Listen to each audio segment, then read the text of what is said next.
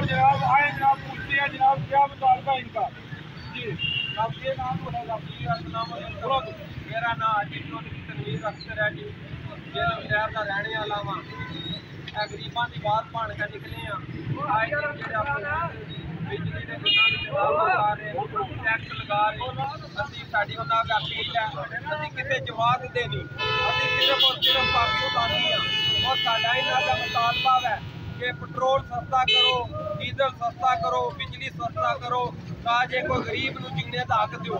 हुक्मरानों गुजारिश है कि मेहरबानी करो। असी नहीं जानते जिसकी हुकूमत है किसकी हुकूमत है जेडे भी हुक्मरान ने साडा उन्हों का मुतालबा है कि मेहरबानी करके जेडे अजाफी टैक्स ने बिजली के बिलों में उन्होंने माफ़ किया जाए और डीजल और पेट्रोल सस्ता किया जाए।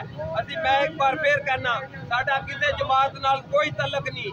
असी सिर्फ और सिर्फ पाकिस्तानी हाँ और पाकिस्तानी हो के असी अपना मुतालबा कर रहे हैं और अपना हक मार रहे हैं कि सानू साडा हक दो, गरीबों को हक दो और गरीबों को जीने दो।